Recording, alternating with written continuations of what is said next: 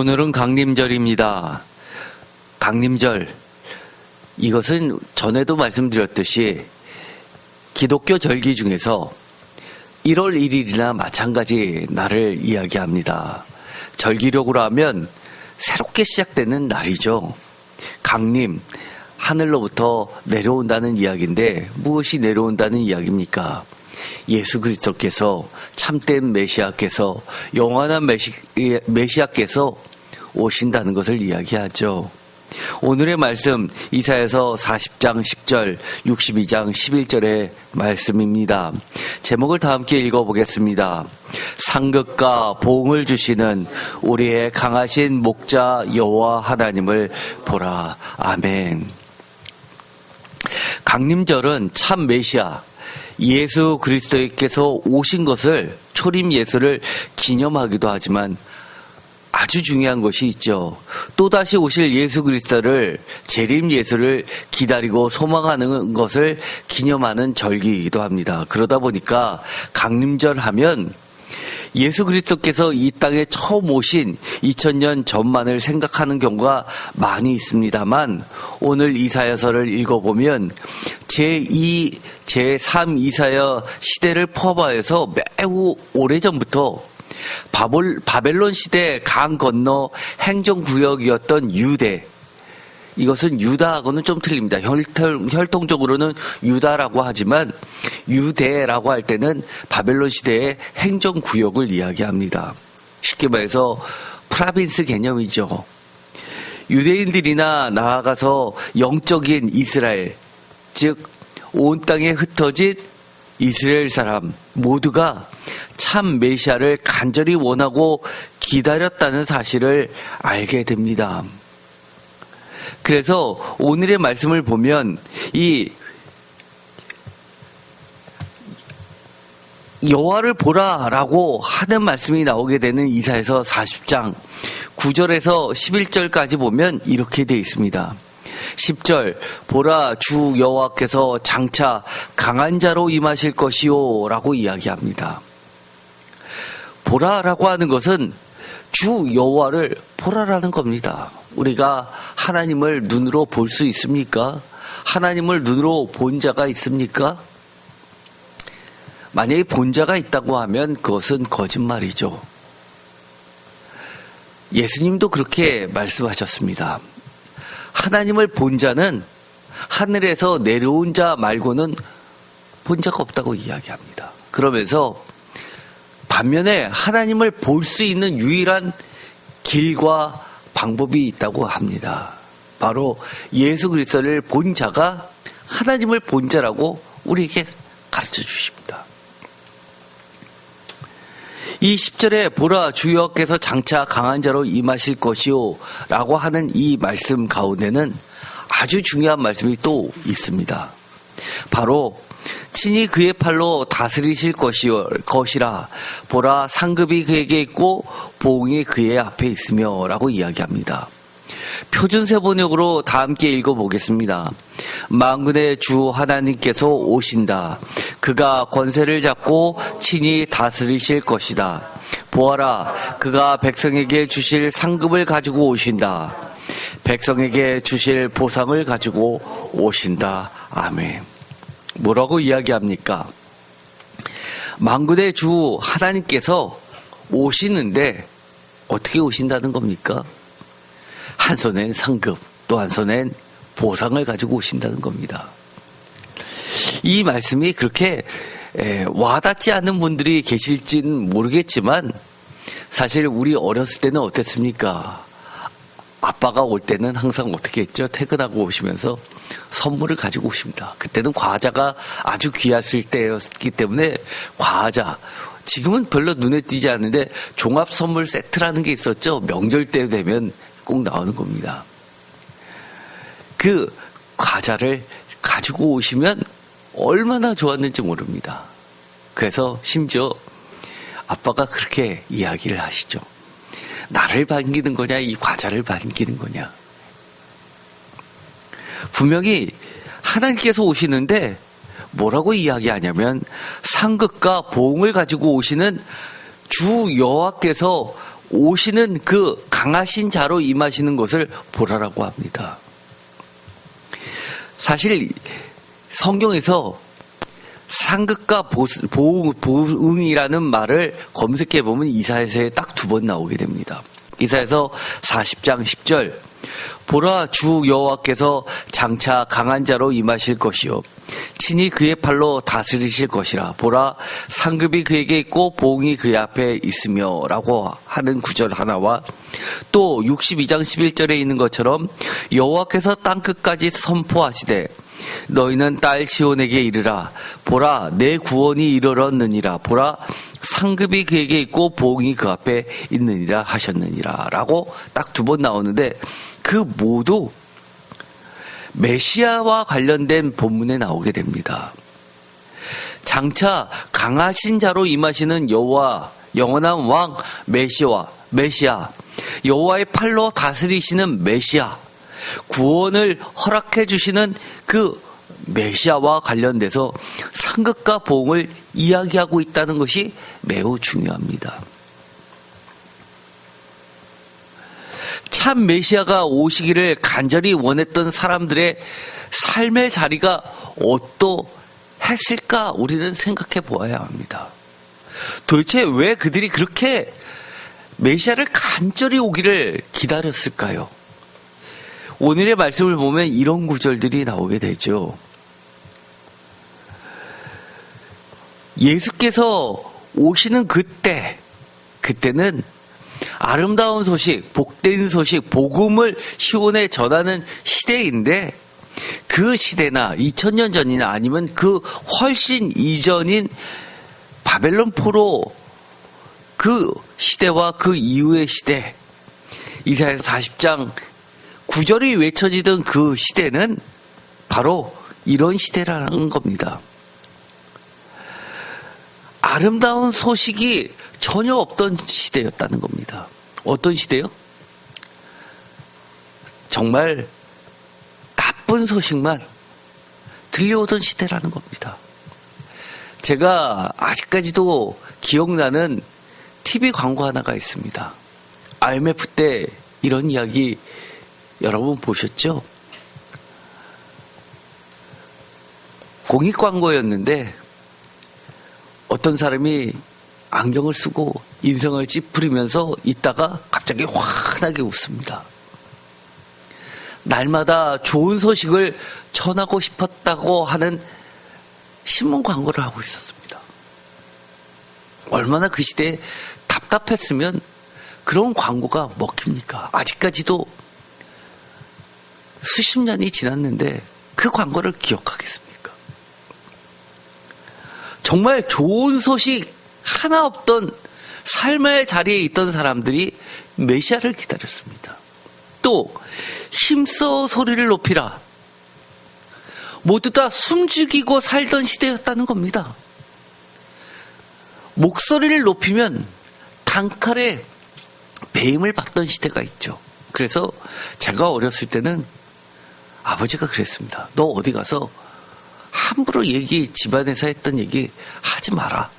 입 조심해라. 쥐도 새도 없이 끌려가던 시대가 있었습니다. 또 두려워하지 말고 소리를 높이라고 외치는 걸 봐서는 그 당시는 정말 두려움이 가득했던 시대였습니다. 또한 하나님을 보라라고 합니다. 이 말이 그렇게 새롭게 들리십니까? 여러분은 하나님을 보라라는 말이 정말 복된 소식입니까? 이것이 정말 복된 소식, 아름다운 소식일 수밖에 없는 사람들은 어떤 사람일까요? 한마디로 하나님이 없는 것 같은 사람들에게 하나님이 오신다는 것처럼 기쁜 소식이 어디 있겠습니까? 하나님이 없는 것 같은 시대, 아니면 하나님이 있어도 나와는 상관없어 보이는 시대, 아니면 하나님은 계셔도 나와는 무척이나 거리를 두고 멀리 계시는 것만 같은 시대.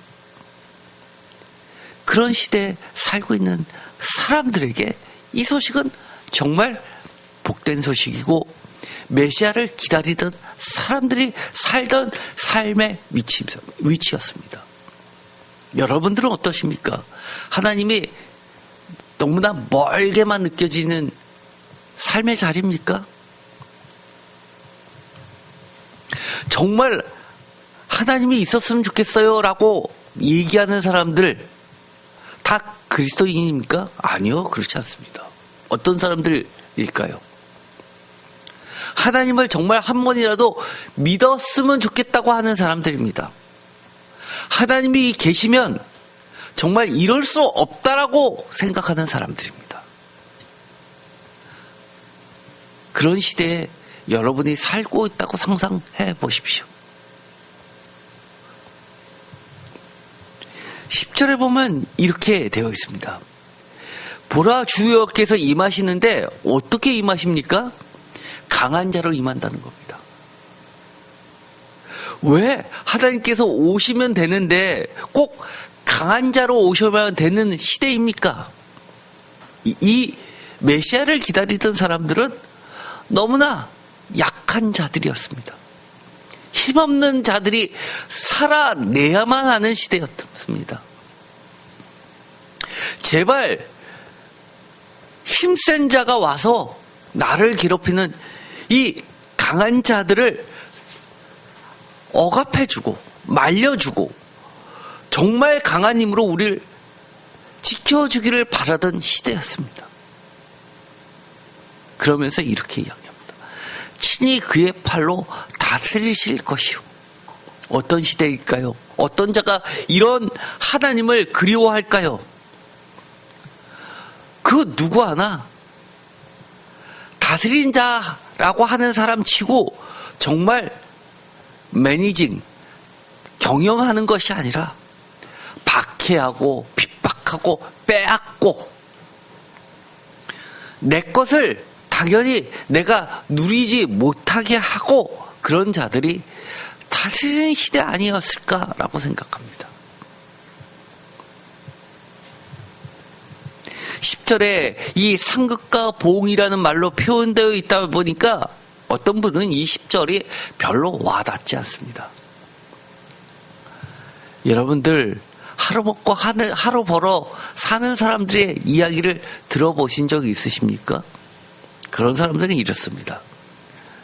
내가 노력한 것 그 이상을 바라지도 않았다고 이야기합니다. 내가 노력한 것만큼만이라도 제발 나한테 왔으면 좋겠다고 이야기합니다. 이 이야기가 당연한 소리 아니에요. 그러나 그것조차도 당연하지 않은 사람들이 살고 있는 시대라는 겁니다. 지금은 안 그렇습니까? 어떤 사람은 내가 노력하는 것 이상으로 거둬들이는 사람이 있는데 어떤 사람은 내가 그토록 노력해도 살아낼 방법이 없는 사람들이 있는 겁니다. 지금도 그렇습니다. 제가 조금 더 있다가 이 상급과 보응이 무엇이라고 말씀을 드리겠지만 이 상급과 보응은 우리들이 생각하는 것처럼 그렇게 덤의 개념이 아닙니다. 최소한의 개념입니다. 11절 그는 목자같이 양떼를 먹이시며 어린 양을 그 팔로 모아 품에 앉으시며 쉽게 말해서 선한 목자는 찾아볼래야 찾아볼 수 없는 시대라는 겁니다. 뿐만 아니라 젖먹이는 암것들을 온순히 인도하시리로다. 전쟁이 나면 최대의 피해자가 누굴까요? 지금 전쟁을 세계 뉴스에서 우리가 쉽게 접하지요. 전쟁이 하나만 나도 무시무시한데 전 세계를 뒤흔드는 전쟁 2개가 한꺼번에 발발하고 나니까 전 세계가 지금 떠들썩합니다. 우리하고는 관계없는 것 같지만 물가가 원재력 가격이 폭등하고 저 멀리 있는 지구촌 반대쪽에 있는 사람들도 제발 끝나기만을 기다리는 전쟁 두 개가 있습니다. 마치 지진이 한 군데 일어나면 여진이 또 다른 지진을 불러내는 것처럼 이 한반도와 이 태평양 지역에 대만과 한국마저도 또 다른 전쟁이 이 틈을 타서 발발하지 않을까 걱정하면서 살아야만 되는 정도로 전 세계는 지금 네트워크화 되어 있습니다. 그런데 최대 피해자는 바로 여인들과 아이들입니다.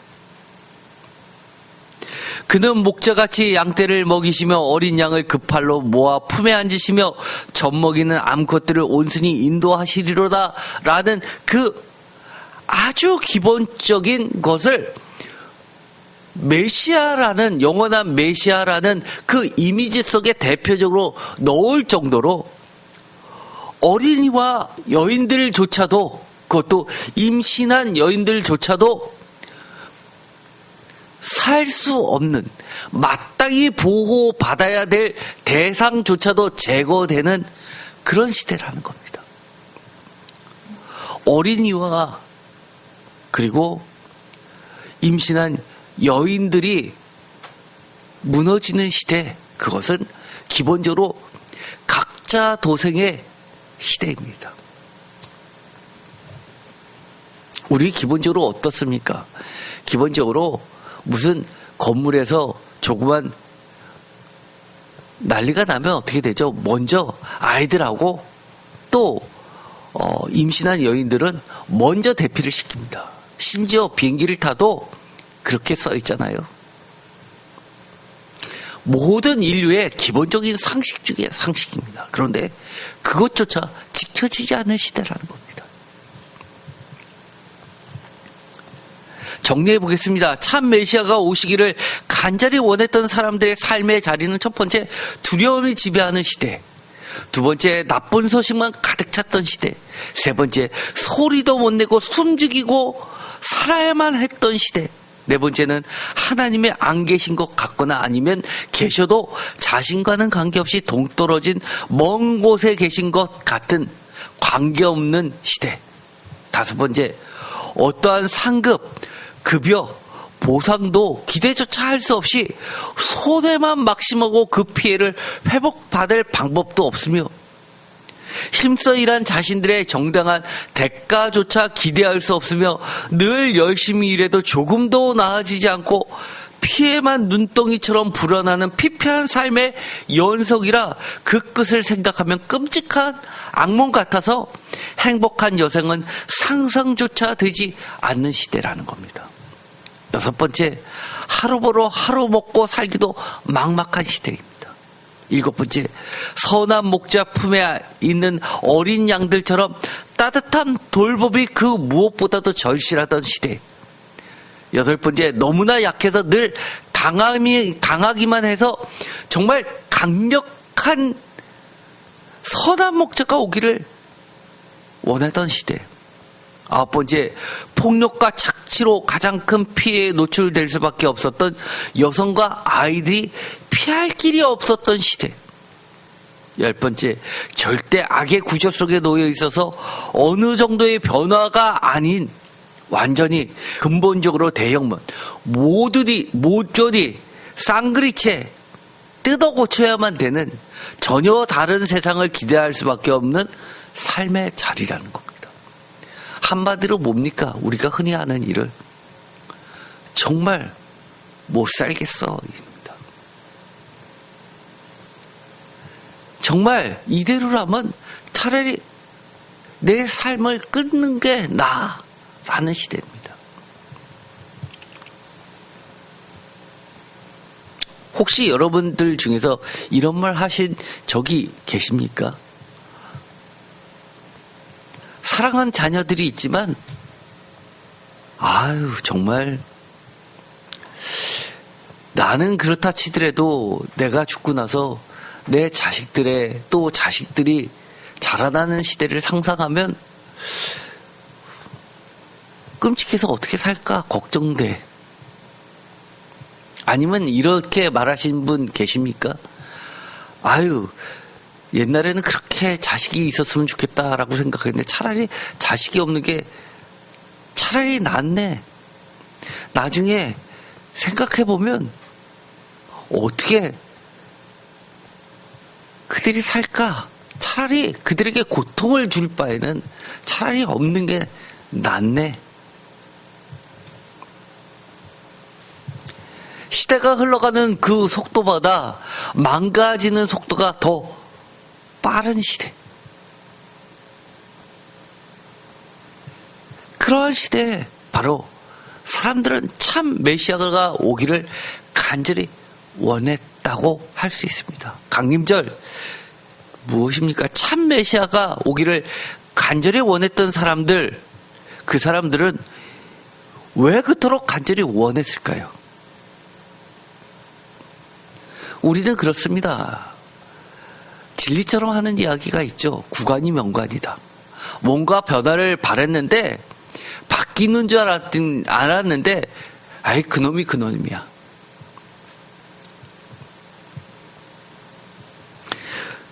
정말 간절히 원했던 사람들은 그 내용이 있을 거 아닙니까? 무엇이 반드시 바뀌기를 간절히 원했을까요? 또다시 오실 예수 그리스도 영원한 메시아를 간절히 원하는 사람들이 있습니다. 바로 강림절을 기리는 사람들입니다. 우리도 그렇죠. 예수 그리스도께서 오셨습니다. 많은 변화가 있었습니다. 맞죠? 그런데 우리는 거기서 그치지 않습니다. 예수 그리스도께서 다시 오시기를 간절히 원하고 있습니다. 재림 예수를 기다리고 있죠. 모든 기독교인들이 그럴까요? 내일 당장 예수님이 오신다면, 아니 오늘 당장 이 예배 시간에 예수님이 오시기를 간절히 원하시는 분 계십니까? 라고 하면 좀 여유를 좀 주고 예고하고 좀 오세요 라고 하시는 분이 많을까요? 아니면 지금 당장 오셨으면 좋겠어요 라고 하는 사람이 더 많을까요? 저는요, 기독교인들만 가지고 솔직하게 투표하라고 그러면 99.999가 좀 예고 좀 해 주시고 조금만 더 있다가 오셨으면 좋겠어요 라고 대답하는 사람이 더 많을 것 같습니다.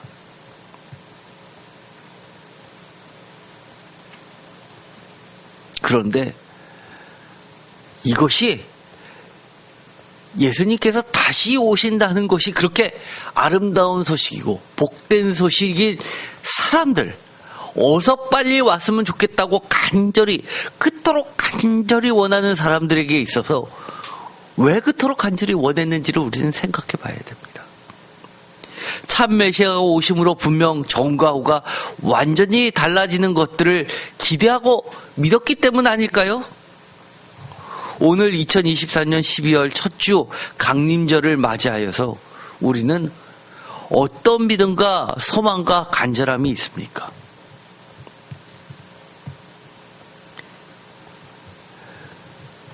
최소한 우리가 이 상급과 보응이라는 말을 이해한다면 우리도 조금은 간절히 원해 그 대망하는 사람들의 무리 속에 있을 것 같습니다. 상급과 보응, 다시 한번 읽어보겠습니다. 9절, 아름다운 소식을 시온에 전하는 자여 너는 높은 산에 오르라. 아름다운 소식을 예루살렘에 전하는 자여 너는 힘써 소리를 높이라. 여기서 높은 산, 예루살렘, 시온 이런 것들은 다 오늘날의 교회라고 말씀을 드렸습니다. 두려워하지 말고 소리를 높여 유다의 성읍들에게 이르기를 너희의 하나님을 보라 하라. 보라, 주 여호와께서 장차 강한 자로 임하실 것이요 친히 그의 팔로 다스리실 것이라. 보라, 상급이 그에게 있고 보응이 그의 앞에 있으며 그는 목자같이 양떼를 먹이시며 어린 양을 그 팔로 모아 품에 앉으시며 젖 먹이는 암컷들을 온순히 인도하시리로다. 이사야서 62장 11절, 여호와께서 땅끝까지 선포하시되 너희는 딸 시온에게 이르라. 보라, 내 구원이 이르렀느니라. 보라, 상급이 그에게 있고 보응이 그 앞에 있느니라 하셨느니라. 12절 사람들이 너를 일컬어 거룩한 백성이라 여호와께서 구속하신 자라 하겠고 또 너를 일컬어 찾은 바 된 자여 버림받지 아니한 성읍이라 하리라. 여기서 읽어보면 상급과 보응이 나오게 됩니다. 그런데 이 상급이라는 말은 원어로 사카르입니다.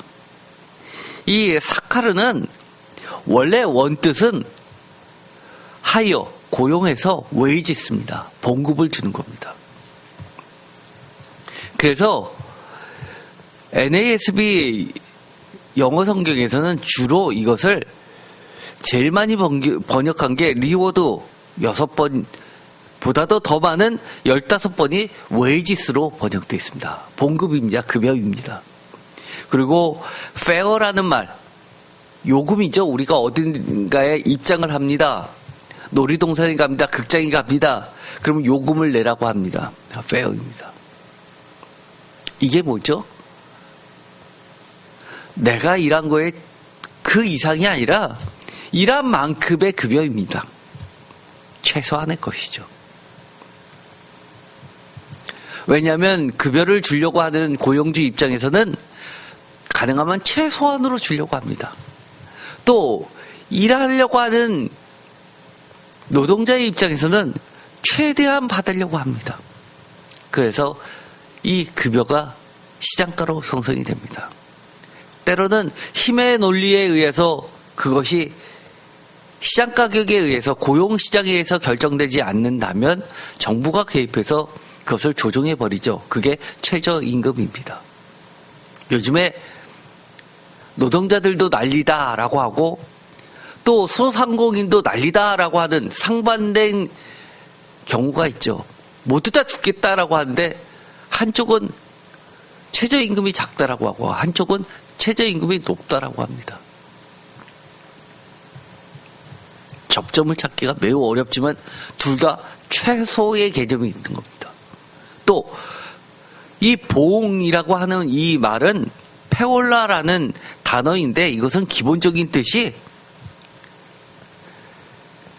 리컴펜스입니다. 보상이라는 개념입니다. 리컴펜스, 리는 다시고요. 컴펜스. 이 말이 뭐죠? 뭔가 손실을 입었습니다. 그것을 회복해 주는 겁니다. 상해를 입었습니다. 상해를 복구시켜 주는 겁니다. 그러니까 덤이 아니라 최소한의 원상 복구를 이야기하는 겁니다. 이것이 바로 페올라라는 단어입니다. 그래서 아까도 말씀드렸던 것처럼 상급이 있다, 보응이 있다, 이 말은 다 무슨 개념이 있느냐 하면 최소한입니다.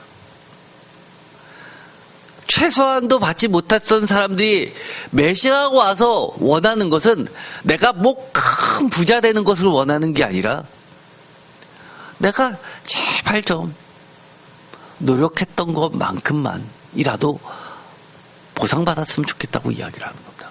내가 빼앗긴 것만큼만 찾았으면 좋겠다는 겁니다. 얼마나 절실합니까? 그 정도로 여러분은 예수님 만나기를 절실히 기대하고 있습니까? 저는요, 요즘처럼 정말 하나님이 오셨으면 좋겠다고 간절히 원하는 적이 그렇게 많지 않았던 것 같습니다. 제가 응급실에 들어갔을 때 간절히 원했던 것처럼 요즘에도 그렇게 간절히 원합니다. 정말 하나님이 제발 이 보상 좀 해줬으면 좋겠다라고 생각할 때가 너무 많습니다. 빨리 오셨으면 좋겠습니다. 그렇다고 제가 하나님이 안 오셨다고 합니까? 안 계셨다고 합니까? 아니요. 하나님께서 허락하시는 이 상급과 보응이 빨리 하나님은 계획하고 계시지만 제가 느낄 정도로 그렇게 현실적으로 이루어졌으면 좋겠다라고 바랄 뿐입니다. 근데 이사야서 62장 보면 더 절절한 얘기가 있습니다. 11절 여호와께서 땅끝까지 선포하시되 너희는 딸 시온에게 이르라 보라 뭐가 있다고요? 내 구원이 이르렀느니라. 이 62장에 보면 어떤 말씀이 있냐면 확실히 40장보다는 훨씬 다가왔다고 이야기합니다. 그것도 어디에 있다고요? 보라 상급이 그에게 있고 보응이 그 앞에 있느니라. 바로 코앞까지 다가왔다는 겁니다. 표준세번역으로 읽어보면 이렇습니다. 보아라, 주께서 땅끝까지 선포하신다. 딸 시온에게 일러주어라. 보아라, 너희의 구원자가 오신다. 그가 구원한 백성을 데리고 오신다. 그가 찾은 백성을 앞장 세우고 오신다. 여기 보면요, 뭐라고 되어 있냐면 찾은 백성을 앞장 세우고 오신다라고 이야기합니다. 이미 구원이 이르렀다고 이야기합니다. 버림받은 자들이 찾은 바 되어서 하나님과 함께 오고 있다라고 이야기합니다. 이미 구원이 시작됐다고 이야기합니다.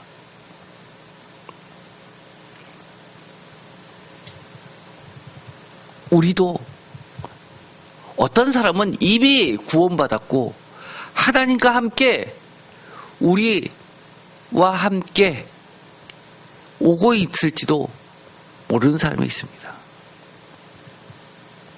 그러나 분명한 것은 이미 이르렀거나 아니면 가까이 있다고 이야기하십니다. 다만 우리가 명확하게 인지하지 못할 뿐입니다. 그러면서 12절에 이렇게 이야기합니다. 사람들이 너를 일컬어 거룩한 백성이라 여호와께서 구속하신 자라 하겠고 또 너를 일컬어 찾은 바 된 자여 버림받지 아니한 성읍이라 하리라.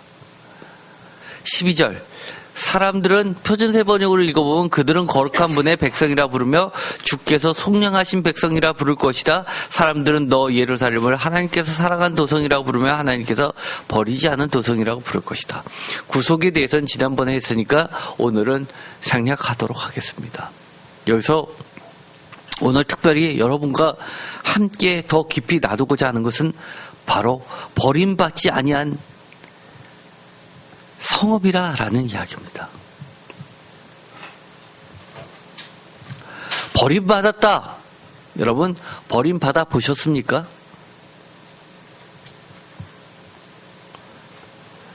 사실 이 버림받았다라고 하는 것처럼 비참한 거 없습니다. 가끔 뉴스에 나오죠. 사랑하는 사람과 헤어지면 인생 모두를 잃은 것처럼 자살하는 소식을 듣게 됩니다. 참 안타깝죠. 그런데요, 아무것도 모를 것 같은 갓난 애기들, 유기당한 아이들이 겨우겨우 구출 받아가지고 쉽게 말해서 베이비박스 같은 데 맡겨져서 그리고 또 단체에 맡겨져서 있다가 새로운 부모님을 만나게 되는 아이들을 보신 적 있으십니까? 그런 아이들은요, 엄마의 품속에서 처음부터 엄마의 젖을 먹으면서 숨소리를 들으면서 그렇게 자란 아이들하고 차이점이 있습니다. 잘 웃지는 않습니다.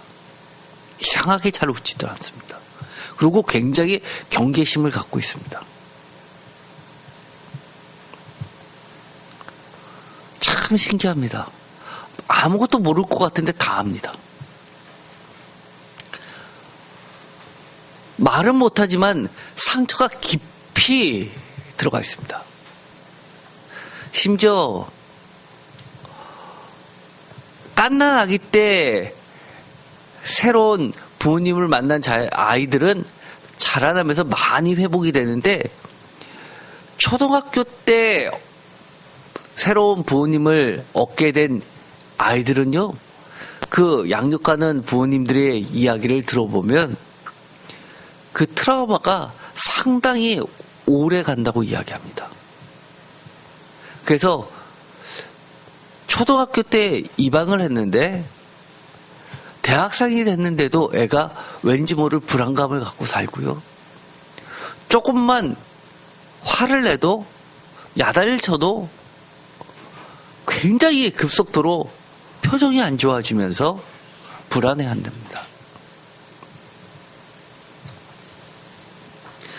자기는 그런 것이 아닌데 오히려 다른 엄마들처럼 그렇게 딸에게 정말 쉽게 화도 내면서 서로 싸우고 그러면서 그렇게 지내고 싶은데 그러지 못한다는 겁니다. 아이가 너무 상처를 받아서 그렇게 못한다는 겁니다.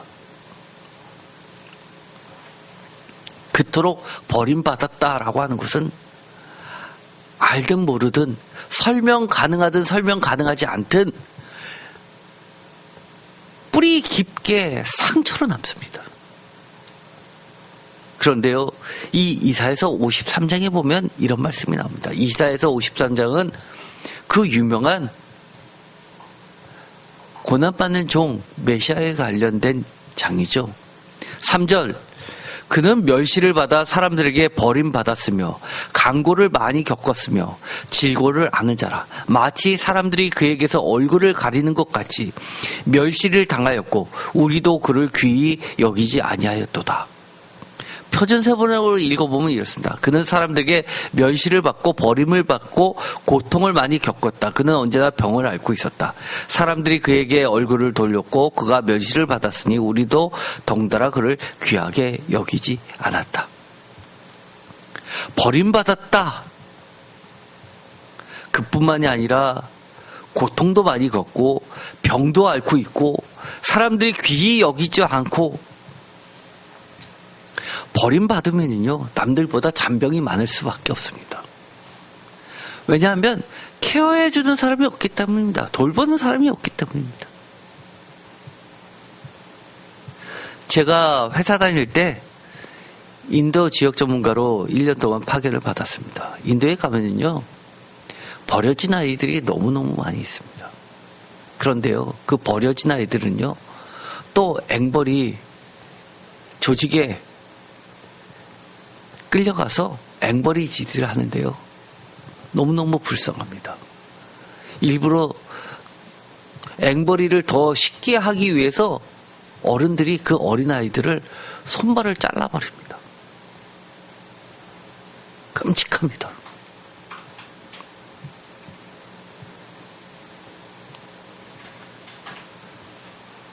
버림받으면 그 누구 하나 인간으로서 이건 너무 불쌍하다라고 당연히 여김 받아야 될 것조차도 누리지 못합니다. 그런데 이 이야기는 다름 아닌 예수님을 예언하는 말씀입니다.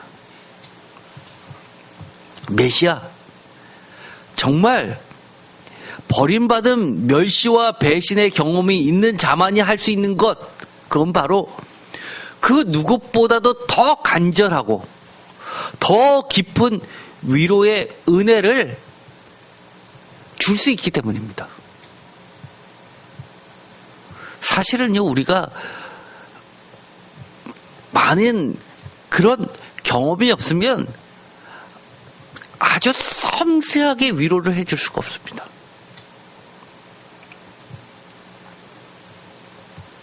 철저히 버림받아본 예수 그리스도의 위로야말로 버림받은 자들에게 참된 보상과 상급을 줄 수 있습니다.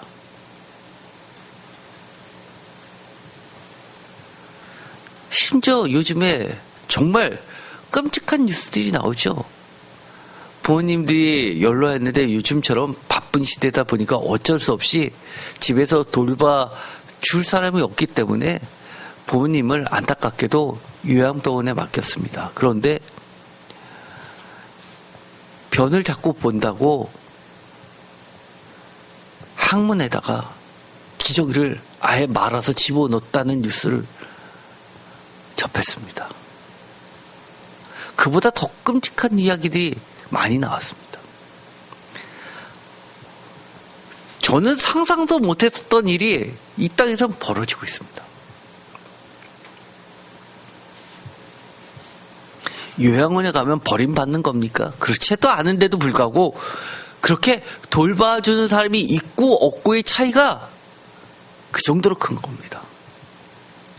철저히 버림받아본 예수 그리스도야말로 정말 버림받은 자들에게 참된 위로가 되고 참된 구원이 되고 참된 보상이 되고 참된 상급을 줄 수 있는 분입니다.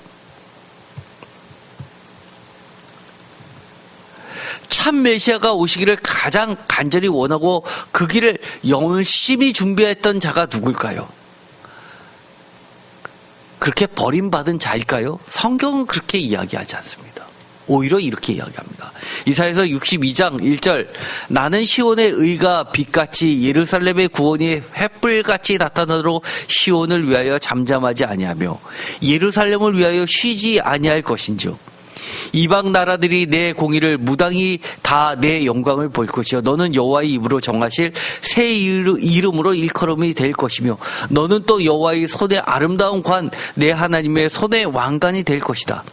4절 다 같이 읽겠습니다. 다시는 너를 버림받은 자라 부르지 아니하며 다시는 내 땅을 황무지라 부르지 아니하고 오직 너를 헵시바라 하며 내 땅을 뷸라라 하리니 이는 여호와께서 너를 기뻐하실 것이요 내 땅이 결혼한 것처럼 될 것임이라.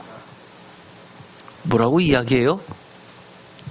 다시는 너를 버림받은 자라 부르지 아니할 것이다. 헵시바라 뷸라라. 이건 전에 했죠. 다시 하지 않겠습니다. 새 이름을 준다고 하는 이분 누굽니까? 62장 1절에 보면 이렇게 이야기합니다. 잠잠하지 아니하며 쉬지 아니하시는 분, 이게 누구라고 이야기합니까? 이상하게도 오시는 예수님이라고 이야기합니다. 장차 강한 자로 임하신 하나님이라고 이야기합니다. 이 이야기를 들으면 에이 그게 뭐야? 그게 말이 돼? 간절히 원하는 것은 정말 버림받아 본 자가 그토록 간절히 원하겠지. 왜 오는 자가 더 간절하다고 이야기해? 라고 이야기하시는 분은 진짜 사랑을 몰라서입니다. 그러나 정말 자식을 내 목숨보다 더 사랑하는 부모님들은 이 말씀 이해가 될 겁니다. 내가 고통받는 건 참을 수 있습니다. 그런데 내 자식이 고통을 받으면 부모의 심정이 찢어집니다. 차라리 내가 대신 아프고 싶습니다. 그게 진짜 부모입니다. 물론 그렇지 않은 부모도 많죠. 그러나 제가 그런 부분까지도 언급하고 싶지는 않습니다.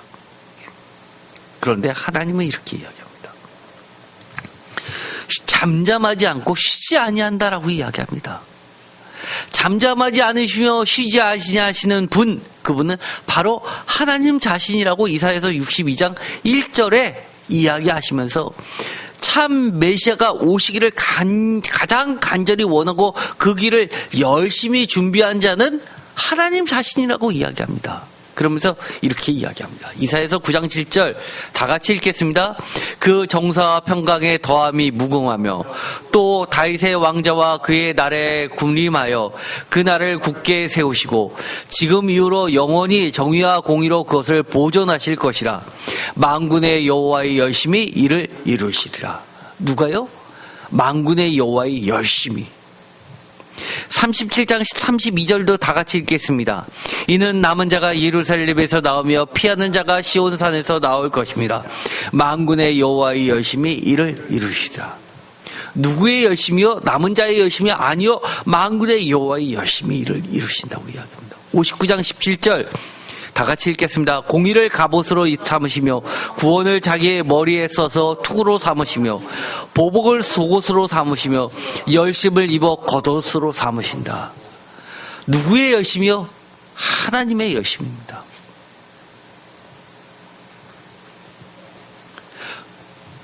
우리는 이 버림받은 것을 회복하던데 그토록 간절한 분은 하나님이라는 사실을 우리가 반드시 기억해야 합니다. 그러면 우리가 그 하나님을 힘들어도 기다릴 수 있는 겁니다. 만약에 저는 간절히 원합니다. 그런데 막상 오시기를 바라는 그 오셔야만 하는 그분이 별로 간절히 원하지 않으면 어떻게 될까요? 안 오실 수도 있는 겁니다. 여러분 재판 해보셨습니까? 정말 피해자는요, 재판장이 그것을 회복해 주기를 간절히 원합니다. 그런데 만약에 그 재판장이 그런 피해자의 호소는 별로 관심이 없고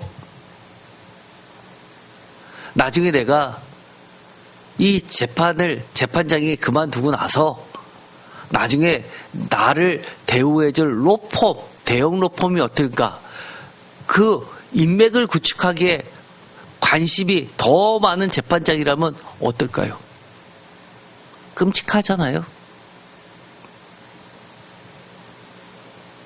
내가 원하는 만큼 그 기대치에 부응하는 그 메시아.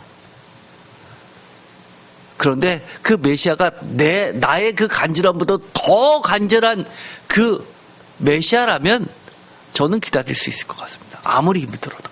여러분은 어떠신가요? 기다리십시오. 그러면 반드시 뭐가 있다고요? 보험과 상급이 있다고 하나님은, 예수님은 이야기해 주십니다. 대표적인 것이 무엇일까요? 바로 사도 바울 아닙니까? 아무리 힘들어도 내가 달려갈 길을 다 달리고 나서 그리스도의 심판대 앞에 설 것을 오히려 간절히 소망하고 싶다. 왜 그렇습니까?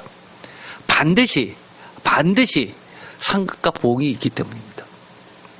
그래서 심지어 뭐라고 이야기합니까? 내가 전제로 부음받은 바 될지라도 기꺼이 여러분들을 그리스도께 바치기 위해서 내가 내 자신을 바친다고 이야기합니다. 우리는 그럴 수 있는 겁니다. 시편 9편 11절 여호와께서 자기를 알게 하사 심판을 행하셨으며 악인은 자기가 손으로 행한 일에 스스로 얽혔도다. 학가연 셀라. 표준세번역은 이렇게 이야기합니다. 악한 사람은 자기가 꾀한 일에 스스로 걸려드는구나. 이것을 뭐라고 이야기합니까? 주님은 공정한 심판으로 그 모습을 드러내시고, 아까 재판장 이야기를 제가 예화로 든 이야기는 이처럼 재판처럼 그 간절함이 대립되는 경우가 없기 때문입니다. 피해자의 그 간절함과 가해자의 그 간절함은 정반대죠. 그래서 이 재판장을 매수하려고까지 하는 거 아닙니까? 17절 악인들이 스올로 돌아가며 하나님을 잊어버린 모든 이방 나라들이 그리하도다. 18절 궁핍한 자가 항상 뭐를 당한다고요? 잊어버림을 당하지 아니하며. 아까 이야기했죠. 버림받는다라는 말과 잊어버림을 당한다라는 말은 사실은 같은 말입니다. 정말 열받는 게 뭡니까? 바로 코앞에 있는데 없는 사람 취급하는 것처럼 멸시받는 게 어디 있습니까? 대놓고 핀잔 주는 거가 멸시입니까? 그보다 더 심한 멸시는 아예 없는 사람 취급하는 겁니다. 18절에 궁핍한 자가 항상 잊어버림을 당하지 아니하며 가난한 자들이 영원히 실망하지 아니하라. 표준세번역은 이렇게 이야기합니다. 그러나 가난한 사람이 끝까지 잊혀지는 일은 없으며 고난받는 사람의 희망도 영원히 사라지지는 않는다. 이게 참 옳은 소리인데요. 언제까지 이게 문제 아닙니까? 영원히 사라지지는 않는데 내가 못 견뎌서 내가 먼저 사라지면 어떻게 될까?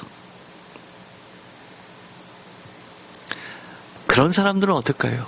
내가 사라지기 전에 메시아가 오기를 기다리지 않을까요? 그런 간절함이 있지 않을까요? 사람이 있어도 없는 것 취급하는 잊어버림을 당한 그 멸시 가운데서도 하나님은 저를 구원해 주셨습니다. 19절 여호와여 일어나사 인생으로 승리를 얻지 못하게 하시며 이방 나라들이 주 앞에서 심판을 받게 하소서. 저는 이 구절을 너무너무 사랑하고 좋아합니다. 제가 아주 기억하는 대표적인 말씀 중에 하나입니다. 인생으로 승리를 얻지 못하게 하소서. 그러면 승리를 얻을 분은 누구라는 겁니까? 하나님만이 승리를 얻으신다는 겁니다. 표준 세번으로 읽어보겠습니다. 주님 일어나십시오. 사람이 주께 맞서지 못하게 하십시오. 주께서 저 이방 나라를 심판하십시오.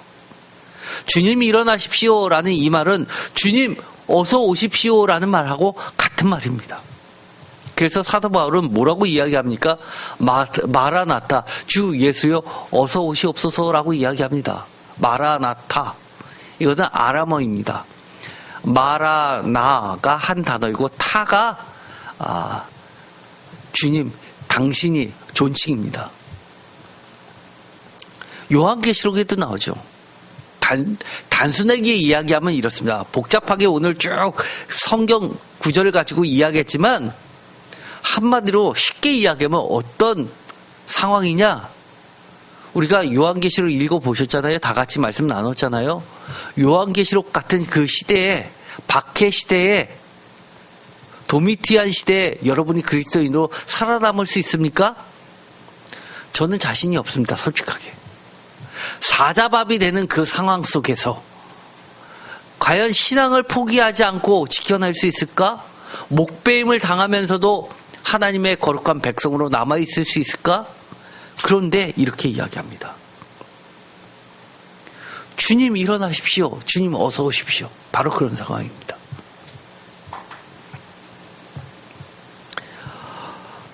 얼마만큼의 간절함이 있을까? 시편 63편에 유명한 시가 있죠. 표준세번에 보면 제목은 이렇게 돼 있잖아요. 다윗이 유대 광야에 있을 때 지은 시. 개역개정에서는 다윗의 시 유다 광야에 있을 때, 광야를 배경으로 하고 있습니다. 광야하면 제일 먼저 떠오르는 게 뭡니까? 사막하면 제일 먼저 떠오르는 게 뭡니까? 목마른가? 밤에는 추위, 낮에는 더위입니다. 그런데 더하기 유다 광야에 있을 때 다윗이 어땠습니까? 쫓기던 시대입니다. 목숨을 언제 잃을지 못하던 시대입니다.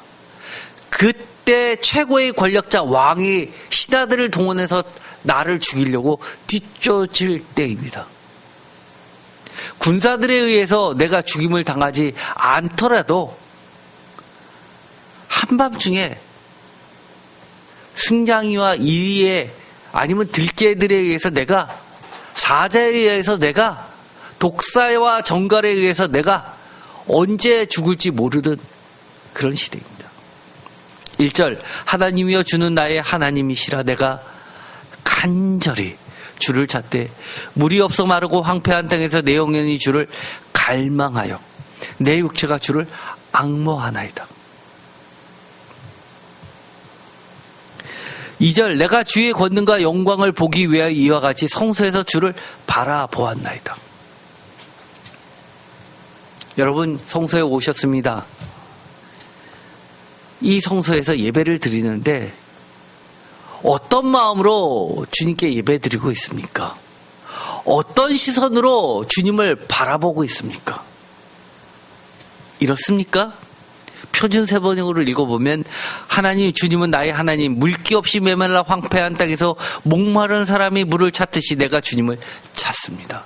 내 영혼이 주님을 찾아 목이 마르고 이 육신도 주님 찾아 애가 탈 정도로 그렇게 성소에서 주님을 바라보면서 예배드리고 있습니까? 3절, 주의 인자하심이 생명보다 나음으로 내 입술이 주를 찬양할 것이라. 4절, 이름으로 나의 평생의 주를 송축하며 주의 이름으로 말미암아 나의 손을 들리리라. 힘들 때만 잠깐이 아니라 어떨 때요? 평생에. 표준세번역은 이 평생을 어떻게 번역하고 있냐 하면 저는 이 번역이 훨씬 더 좋습니다. 다 함께 읽어보겠습니다. 이 생명 다하도록 주님을 찬양하렵니다.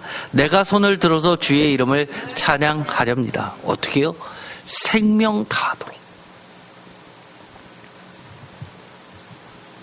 여러분의 간절함이 하나님의 마음에 와 닿을까요? 사무엘하 13장 39절에 이런 간절함이 다윗에게 있었습니다. 다윗 왕의 마음이 압살롬을 향하여 간절하니 암논은 이미 죽었으므로 왕이 위로를 받았습니다. 그러는 사이에 다윗 왕은 암논을 잃었을 때 받은 충격도 서서히 가라앉고 오히려 압살롬을 보고 싶어하는 마음이 점점 간절해졌다. 자식들이 서로 싸우다 한 명이 죽었습니다. 그러자니 나머지 자식도 죽여야 합니까? 드고아의 지혜로운 여인의 말처럼 다윗 왕은 어떤 계기만 있었으면 좋겠다라고 생각합니다. 우리가 가끔 뉴스에서 이런 얘기 자주 보죠. 출구 전략을 피고 있다. 여야가 강력하게 대치되고 있는데 무슨 건수만 있으면 서로 이것을 화해하고 싶습니다. 그런데 명분이 없어서 못하는데 누구 한 명이 탁 출구만 제시해주면 합의를 합니다. 사실은 속으로는 물밑 작업을 하면서 돌파하고 싶습니다. 다윗 왕은 정말 압살롬을 간절히 원했습니다. 그래서 이 간절함은 다른 말로 이해하게 하면 위로라는 말로도 바꿀 수 있는 말입니다. 사실은요. 그래서 우리가 아까 이사야서의 강림절과 관련된 말씀을 나누면서 어땠습니까? 상급과 복, 다른 말로 이야기한 거면 뭡니까? 위로입니다. 위로입니다. 그런데 이사야서에 보면 하나님이 해주시는 말씀이 있습니다. 어떤 말씀이요? 너희는 내 백성을 위로하는데 어떻게 위로하라고 합니까? 마음에 와닿도록 위로하라고 이야기합니다. 저는 그 말씀이 너무 좋습니다. 마음에 와닿도록 위로하는 그 위로.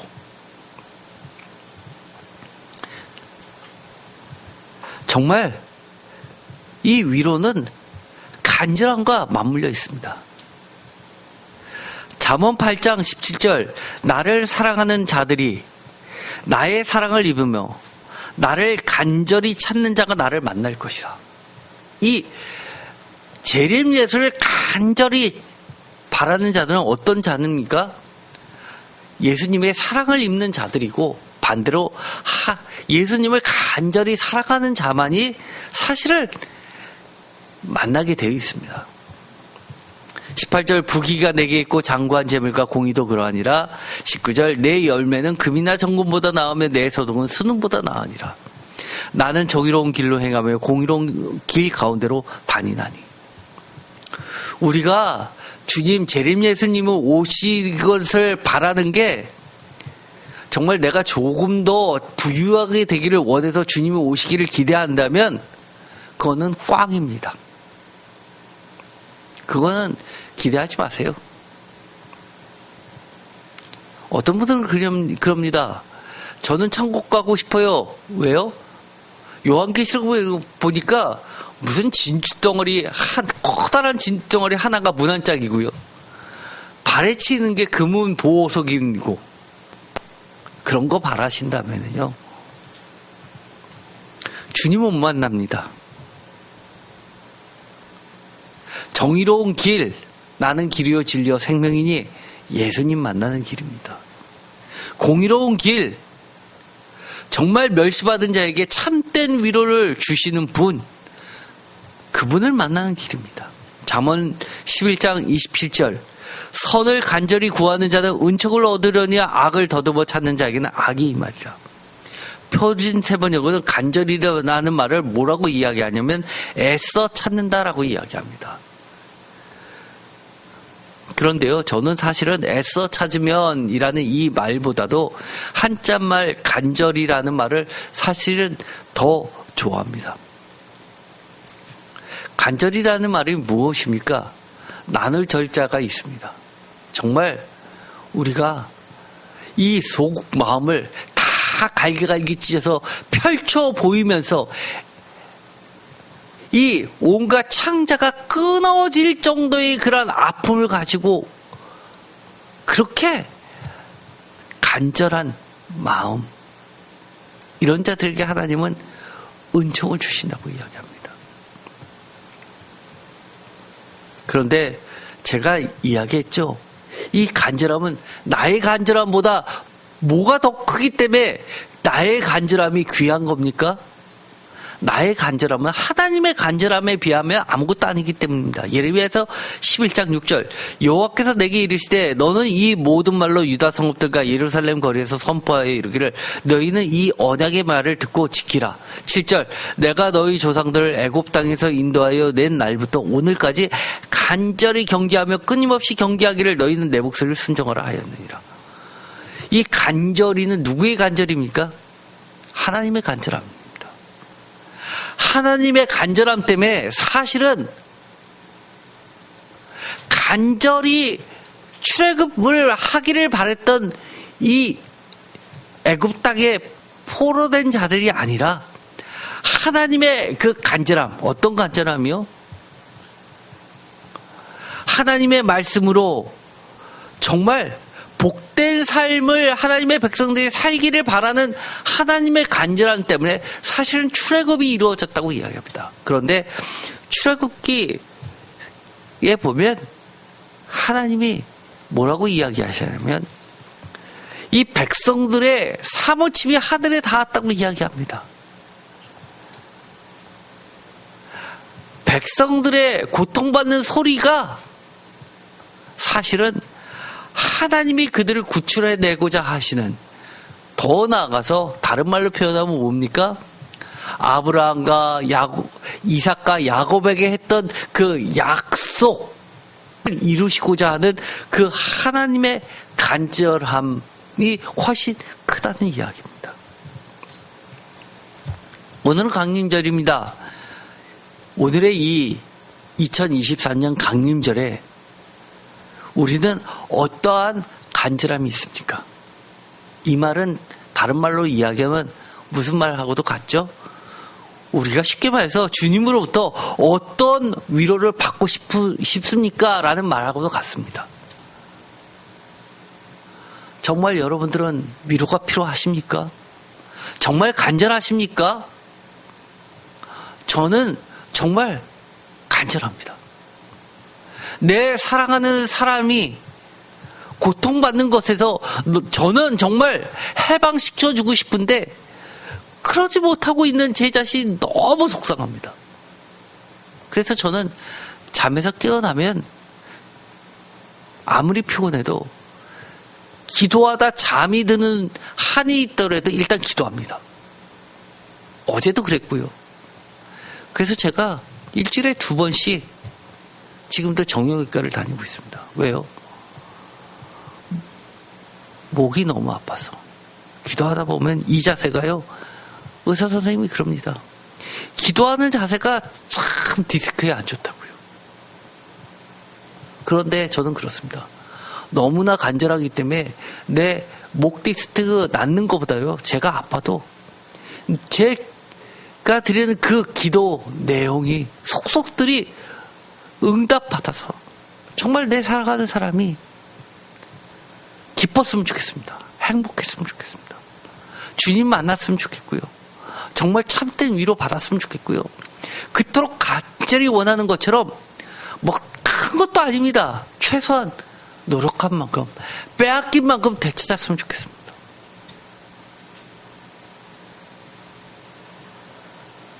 빼앗겼는데 그거 하나 되찾지 못하고 있는 그 사랑하는 사람을 보면 저는 마음이 너무 아픕니다.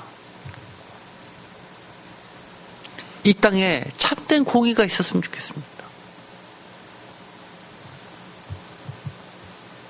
여러분들 저에게 기도 제목들 보내주십니까? 제가 늘 그렇게 이야기하죠. 헌금 드릴 때 헌금 봉투에다가 기도 제목 적어서 주시는 분들 기도한다고 말씀을 드립니다. 물론 이렇게 대화하고 시간이 쌓이면 특별히 얘기 안 해도 이렇게 기도 제목들이 생각납니다. 그래서 이렇게 예배 끝나고 나도 서로 대화하고 그러고 성경 공부 시간이 그만큼 중요한 건 성경 공부 시간에 자신의 여러 가지 이야기를 하는 겁니다. 그걸 굳이 말 안 해도 그걸 가지고 제가 기도 제목을 가지고 기도합니다. 그런데요, 시간이 오래 지나도 마음속 깊은 아픔을 이야기하지 않으시는 분들이 계십니다. 그런 분들은 제가 특별히 알 수가 없잖아요. 제가 무슨 점쟁입니까? 그런 분들은요, 남들 들을까봐 그러면 헌금봉투에 기도 제목 적어서 내시면 제가 기도해드립니다. 헌금봉투에 돈의 액수가 중요한 게 아닙니다. 여러분들이 신앙생활을 잘해서 정말 주님 만나고 주님으로부터 정말 위로받고, 그래서 여러분이 그 누구에게 내 진짜 보물은 주님이야 라고 또 다른 사람을 주께 이끄는 자가 되는 게 저는 더 기쁩니다. 어떤 분들은 오해해서 이렇게 이야기합니다. 아이, 그렇게 이야기하시면 문제 해결되는 게 중요한 거 아닙니까? 아니요, 그렇지 않습니다. 예를 들어서요, 제가 그런 이야기를 많이 합니다. 병이 들었습니다. 병을 낫게 해달라고 기도합니다. 병이 나았습니다. 병이 나은 게 더 기쁩니까? 아니면 병을 낫게 하시는 주님을 경험하고 주님을 만난 게 더 기쁩니까? 결론은 똑같습니다. 그러나 내용은 틀립니다. 현상은 똑같습니다. 둘 다 병이 나았습니다. 그러나 내용은 다릅니다. 한 사람은 병이 중요한 것이고 또 한 사람은 뭐가 중요한 겁니까? 주님 만난 게 더 중요한 겁니다. 우리 기도도 마찬가지야. 사업도 마찬가지입니다. 내가 손실 안 입는 게 더 중요합니까? 아니면 손실 안 나도록 지켜주신 주님 만난 게 더 중요합니까? 우리는 가끔 기도하다 보면 본질을 놓치는 경우가 많이 있습니다. 오늘 강림절에 이사야서에 강한 자로 임하시면서 상급과 보응을 이야기해 주신, 상급과 보응이 없으신 하나님 필요 없어요 라고 이야기한다면 그분에게는 강림절의 의미가 없습니다. 그러나 주님이 오시면 됩니다라고 하는 그분에게는 주님과 함께 보응과 상급은 기본적으로 반드시 있습니다. 왜냐하면 하나님은 그 누구보다도 우리를 사랑하시고 또 정의와 공의가 있으시기 때문입니다. 기도하고 마치겠습니다.